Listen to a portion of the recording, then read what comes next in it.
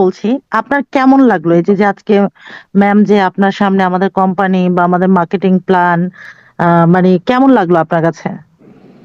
না, ঠিক আছে, আপনার মার্কেটিং প্ল্যান ঠিক আছে। এটা ওই আসলে কি অন্যান্য এই মার্কেটিং প্ল্যানটা বুঝতে আমার 3 দিন সময় লাগছে, বুঝছেন? বুঝছেন? তিন হ্যাঁ, দিন সেটা সময় সেটা লাগার পরে আমি সিদ্ধান্ত হুট করে নিয়েছি, বিকজ ভাই আই এম দ্য নেটওয়ার্কার।